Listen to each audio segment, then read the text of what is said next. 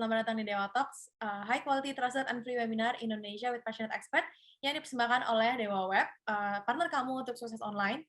Jadi untuk webinar malam ini kita akan membahas mengenai digital marketing basic for business. Nah untuk ini kita sudah mengundang Mas Fahruli, digital marketing manager dari PT Wook Global Technology. Nah mungkin dari Mas Fahruli boleh menampilkan diri dan menyapa teman-temannya nih yang udah hadir pada malam ini, Mas. Sip. Oke, ini aku ngobrol santai aja ya. Buat teman-teman kalau yang misal ada yang mau ngobrol, ada yang mau nanya, atau mau interupsi, boleh angkat tangannya. Tapi nggak kelihatan juga sih di saya. Oke, sip. Ini dia digital landscape. Ya kita tahu kalau di Indonesia itu kita ada 275 populasi orang di Indonesia, terus ada 345 juta mobile connection. Bisa kok pasti orang pada nanya kenapa kok bisa lebih dari penggunanya ya, pengguna populasi, tapi itu memang orang terkoneksi itu bisa jadi lewat mobile phone, bisa juga melewat PC, bisa juga lewat konsol game. Terus ada 202 juta internet user, itu hampir 74 populasi di Indonesia sudah sudah terkoneksi dengan internet. Terus di dalam 275 juga ada 170 juta orang yang aktif menggunakan sosial media. Ini berarti hampir 70% orang di Indonesia sudah mulai mengenal sosial media. Itu baru tuh sekitar 62%, berarti masih ada peluang sekitar 38% untuk terus bertumbuh pengguna aktif sosial media di Indonesia. Nah, ini device ownership, ini aku kasih sedikit gambaran dulu ya tentang digital marketing. Jadi pengguna di Indonesia itu 98% orang memiliki smartphone, 75% memiliki laptop dan desktop, 18% tablet, 6% TV streaming or device, 16% untuk game konsol, smart home device 5,7%. Ini ada yang unik nih. Jadi tuh di tahun 2000, kalau nggak salah 2018, ketika IoT industri 3.0 IoT ini makin berkembang, ini ada pasar yang sangat besar yang lagi tumbuh banget, yaitu smart home device. Terus di dalamnya lagi ada smartwatch 13% dan virtual reality. Nah, virtual reality ini punya potensi yang akan terus berkembang. Kita tahu sekarang Facebook sedang mengembangkan yang namanya metaverse. Bisa jadi virtual reality yang saat ini 4%, di 5 tahun ke depan bisa mencapai sampai 10-20%.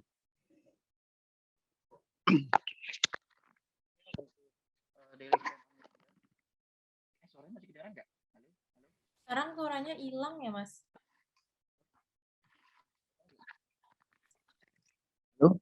Halo. Ya. Nah, daily spend di orang mengakses internet itu sekitar 8 jam average-nya setiap hari. Menonton TV 2 jam, surfing sosial media 3 jam. Reading information on media online itu 1 jam. Listening music average-nya sekitar 1,5 jam. Broadcast radio sekitar 3 menit. Listening podcast around 44 minutes and then playing games around 1 hour 16 menit. Nah, ini sedikit internet insight. Jadi itu sebenarnya mobile smartphone itu pengguna internet paling besar di Indonesia. Itu nggak bisa dipungkiri karena setiap orang sekarang smartphone menjadi kayak teman sejati, melebihi dari pacar, melebihi dari orang tua mungkin kali ya. Karena kan bangun tidur langsung yang dicari smartphone. Terus mereka mengakses internet rata-rata 5 jam 4 menit. Terus 78% penggunanya menggunakan Chrome, 99% menggunakan Google untuk search engine keyword, 98% watching video content, diikuti sama listening music around 84% dan 58% podcast. Untuk 88,9% orang akhirnya main game menggunakan smartphone, 53% desktop, dan 21% menggunakan konsol game. 11% menggunakan tablet alternatif dari smartphone. Nah, ini untuk website sendiri, detik.com, Kompas, dan Tribun di Indonesia adalah media paling besar. Kita tahu lah itu. Kita bisa lihat di SimilarWeb, di Semrush, dan di Alexa. Ini top website by traffic by Semrush. Mungkin kalau teman-teman SEO ini udah familiar banget lah sama yang namanya Semrush kali ya.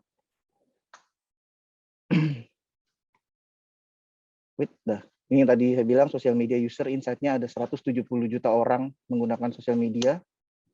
168 jutanya menggunakan sosial media melalui smartphone, dan 61 itu adalah 61% sosial media berasal dari populasi Indonesia. 61-62%. Nah, seperti apa para audiens yang saat ini lagi nonton kita sama sih sebenarnya.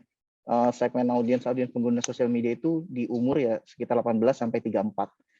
Tapi orang yang memiliki buying power yang paling besar di umur 25 sampai 34 kayak gitu. Kalau 18-24 itu mereka masih ada influence dari 18, terutama mereka masih memiliki influence dari orang tua untuk memutuskan untuk melakukan sebuah decision membeli sesuatu. Dia hanya bisa menginfluence orang tuanya, tapi keputusannya masih bisa jadi di orang tua karena mereka buying powernya masih kecil. Nah, ini mau sosial media platform paling banyak digunakan saat ini YouTube, kedua WhatsApp, ketiga Instagram, Facebook, Twitter, dan diikuti oleh TikTok. Mungkin orang pada pikir TikTok sekarang besar, tapi ternyata pengguna YouTube lebih besar daripada TikTok. Instagram juga masih lebih besar dibanding TikTok. Dan ini top social media and video streaming application. WhatsApp, Facebook, Instagram, TikTok, dan Twitter. Terus untuk streaming masih ada YouTube, YouTube Go, Netflix, dan View. Mungkin sekarang lagi naik tuh yang siapa sih itu yang This is my dream, Mas.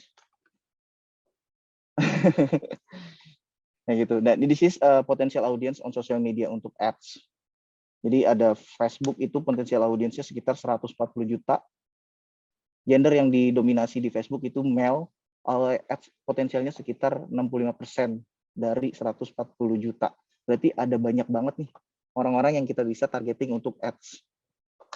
Terus di YouTube ada 107 juta audiens potensialnya didominasi oleh male dengan ads potensial sebanyak 42,6%. Kenapa lebih kecil? Karena kan sekarang YouTube ada fitur YouTube Premium. Jadi itu bisa menutup jalur-jalur ads ke audiens-audiens yang memang mereka berlangganan premium.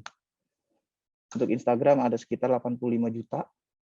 Ads potensialnya sebesar 39,9%. Instagram didominasi oleh perempuan, female, sebesar 52%. Untuk Twitter masih sekitar potensial audiensnya 14 juta dengan gender didominasi oleh pria sebesar 55,4%. Nah ya, yang unik adalah TikTok audiensnya sebesar 87 juta didominasi oleh female. Tapi dari tim TikTok sendiri ketika aku coba nanya, mereka tuh belum bisa ngasih tahu Indonesia itu seberapa besar sih potensial ads-nya kayak gitu. Jadi kalau global tapi diinfoin itu sekitar 16%.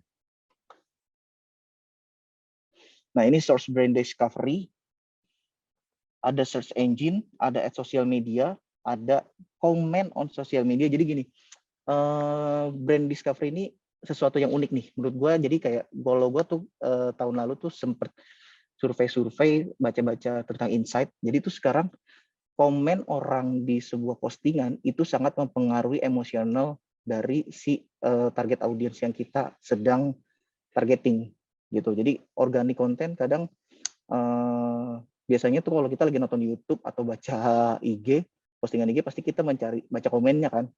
Atau kalau kita lagi ada ngelihat produk baru, pasti kita mau baca komennya untuk mencari tahu ini produknya bagus atau enggak sih, kayak gitu. Nah, ternyata ada yang unik nih. Jadi recommended atau komen di sosial media itu sekarang menjadi trigger bagi sebuah brand untuk mendapatkan sentimen dari audiensnya, kayak gitu. Consumer review on website, brand or product website, ada ads on television, ada WOM, word of mouth, recommendation, ada product comparison, ini biasanya di website atau di YouTube bisa dilakukan, ada post review, sama blogger and product brochure and catalog. Primary channel untuk brand research, pokoknya kalau untuk brand research pasti orang melakukan research-nya melalui dari search engine. Nah ini mungkin kalau teman-teman yang anak-anak SEO banget nih pasti udah paham banget nih kenapa mereka harus banget page one kayak gitu kan. Karena kan dengan page one itu ketika audiens ingin mencari sesuatu produk, ketika dia ngetik keywordnya dari tim SEO tuh biasanya tuh benar-benar yang dibuat serelate mungkin ketika mereka mengetik apa yang menjadi tujuan mereka itu harus banget di page paling pertama, karena itu adalah impression paling pertama, dan biasanya secara emosional page pertama dan line pertama itu trafficnya lebih tinggi dibanding line-line di bawahnya kayak gitu. Ada social network, ada consumer review, product, and brand website. Ini pasti teman-teman juga sebenarnya udah tahu sih lah ya. Nah, it's time to accept digital marketing. Digital marketing tuh sebenarnya apa sih digital marketing ya? Mungkin teman-teman juga udah paham lah digital marketing itu kan kayak pemasaran di internet based on online gitu kan. Baik melalui komputer, mobile phone, atau platform-platform lainnya lah kayak gitu. Nah, kenapa sih kita harus pakai digital marketing? Karena digital marketing dibanding dengan offline, satu dia akan lebih mudah, harganya lebih affordable, campaign-nya lebih efektif. Kenapa lebih efektif? Karena kita bisa menentukan target audiensnya di digital. Karena digital seperti Google, seperti sosial media Facebook gitu, mereka mempunyai target interest dan behavior audience yang relate kayak gitu. Dibanding dengan ketika kita melakukan campaign di offline yang dimana kita harus membutuhkan biaya yang lebih besar ya, mulai dari sewa tempat, terus flyering, terus benar-benar take time lah, dan audiens yang kita kejar sangat limited kayak gitu. Nah, digital marketing is mainly segmented in 3 part. Jadi itu ada search engine, ada social marketing, ada lagi affiliated and collaboration marketing. Search engine pasti teman-teman udah tahu lah, itu biasanya kita lakukan di Google atau di Bing. Social media marketing nggak jauh dari sosial media seperti Facebook, IG, TikTok, Twitter. Affiliated marketing ini sebenarnya baru di dunia digital. Ini mungkin saya baru tahu ya, karena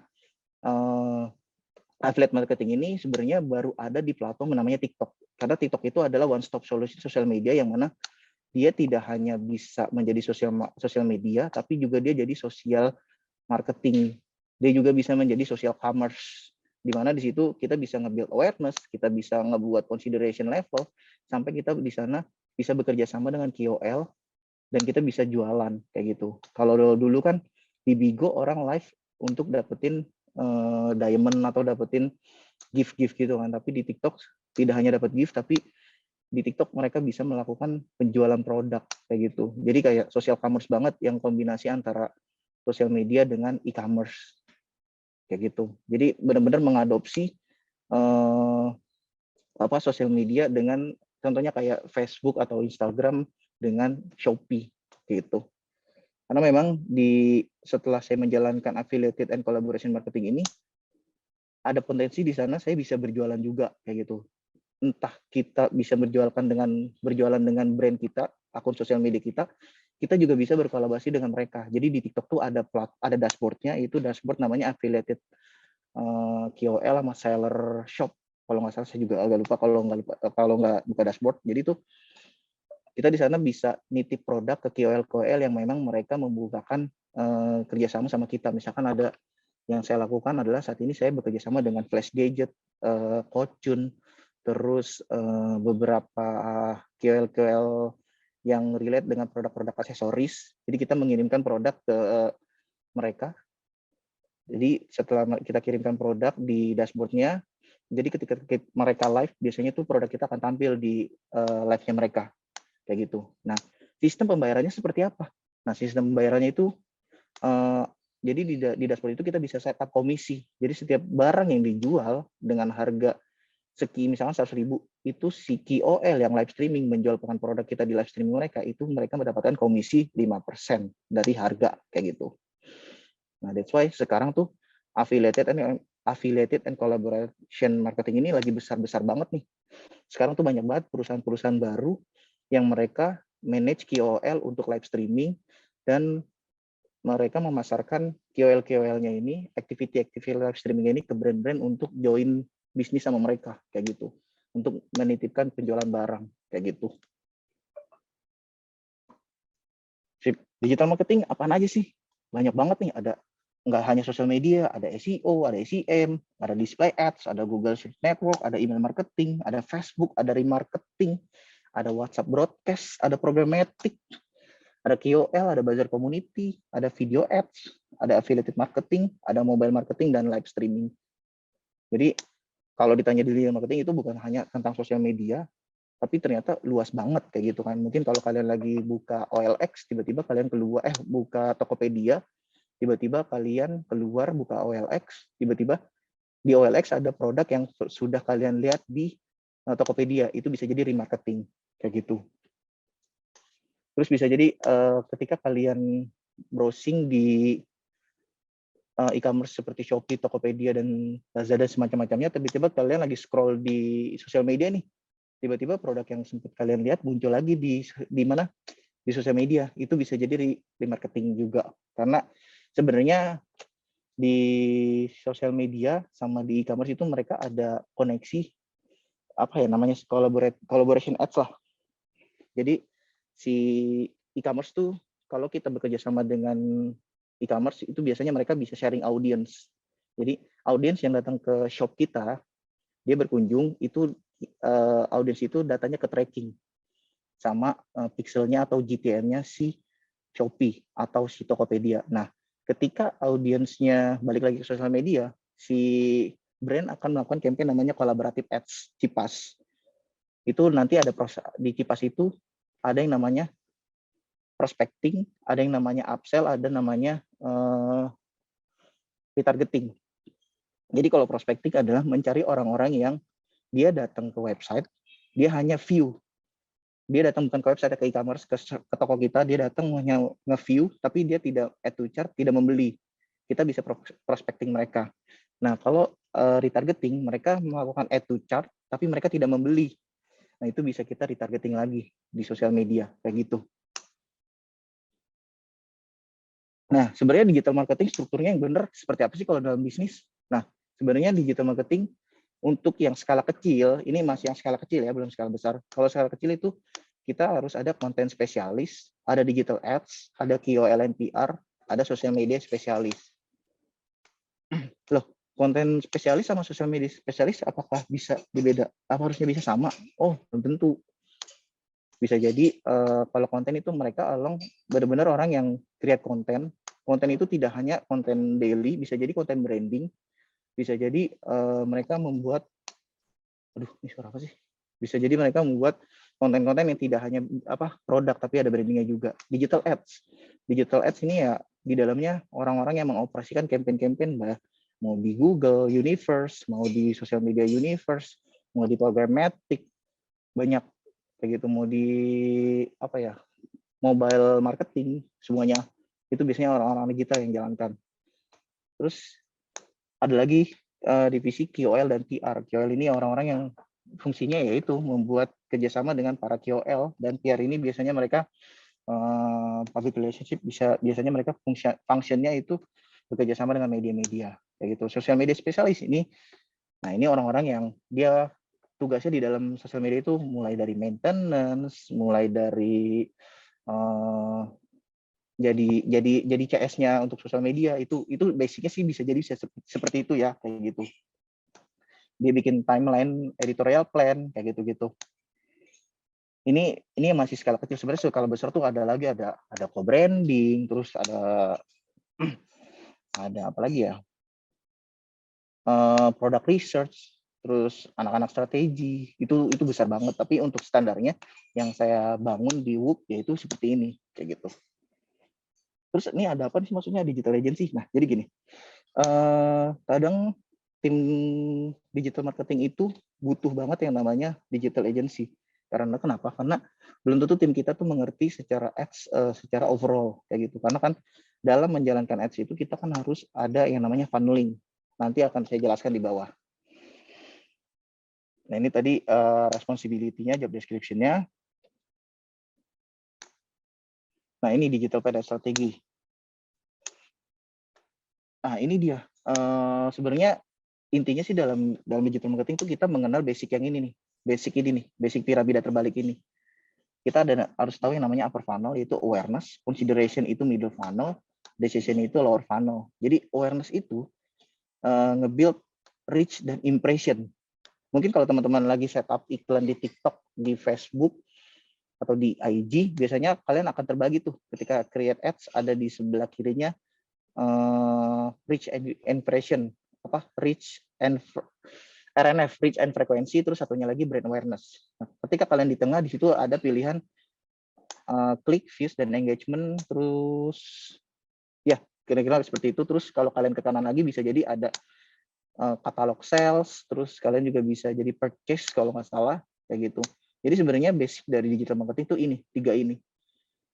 Awareness tuh fasenya di mana sih? Jadi kalau ada brand baru datang, kita harus pertama yang kita harus lakukan adalah nge-build awareness. Awareness ini tujuannya nge-reach orang sebanyak-banyaknya untuk mengimpress orang sebanyak-banyaknya juga. Jadi kayak satu orang harus kita impress bisa 3 sampai 5 kali. Betternya seperti itu. Tapi setiap produk dan setiap industri itu beda-beda tuh biasanya tuh. Kalau smartphone biasanya kalau dulu saya di Vivo itu biasanya bisa 4 sampai 9 kali. Tapi sekarang kalau saya di Whoop itu bisa nyampe satu orang tuh impression-nya bisa nyampe sekitar 10 sampai 12 kali. Karena kan kalau produk-produk yang receh-receh biasanya itu, apalagi Vivan itu udah punya awareness yang besar di offline-nya juga kan. Jadi impression-nya lebih banyak dikit tapi nggak sebanyak kayak kompetitor. Misalkan kompetitor bisa kayak temennya Viata, itu bisa nyampe 20 kali sekali jalan impression-nya. Itu based on dari study case kita sih di internal kayak gitu. Jadi awareness itu sebenarnya recognize brand recognition. Jadi kayak kita say hi ke target audience kita, ke market kita, biar mereka tahu ada kita loh, ini loh produknya seperti ini, kayak gitu. Nah biasanya awareness ini kita buka kerannya itu cuman hanya di level interest aja, kayak gitu. Nggak sampai yang terlalu spesifik. Atau kadang ada juga yang kita emang benar-benar kita buka tanpa kita set up target audiensnya itu tanpa interest, tanpa behavior. Cuman ya ketika kita ngebuka sebesar itu, audiens kita benar-benar masif tanpa terlihat nih based on dari produk identity. Misalkan kita mau jalanin campaign ads di smartphone, ya otomatis kita harus ngebuka audiensnya ya orang yang relate sama smartphone kayak gitu. Nah selanjutnya untuk di consideration level.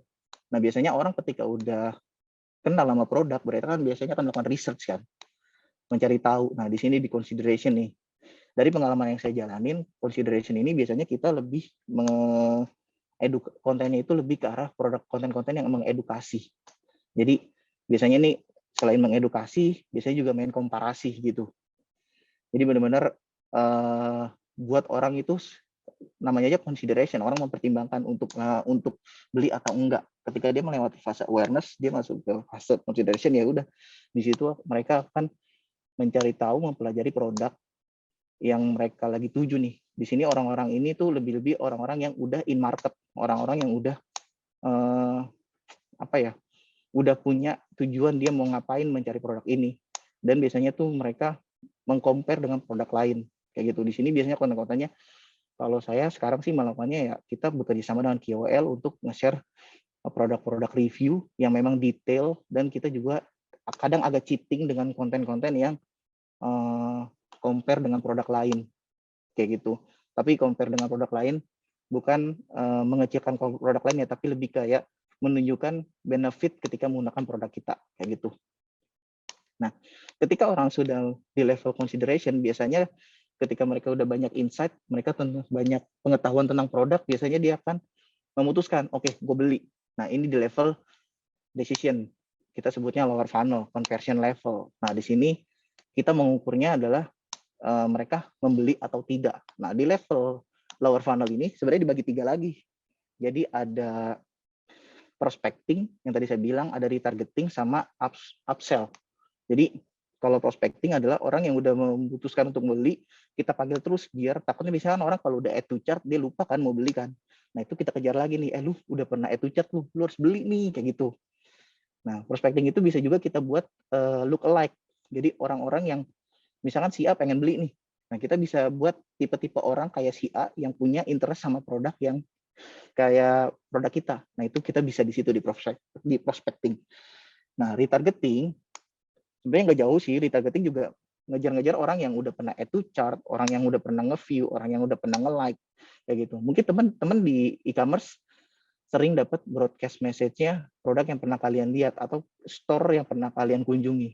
Itu kita bisa setup juga tuh biasanya kalau di e-commerce tuh, khususnya Shopee atau Tokopedia. Shopee yang biasa kita lakukan. kayak gitu. Itu retargeting.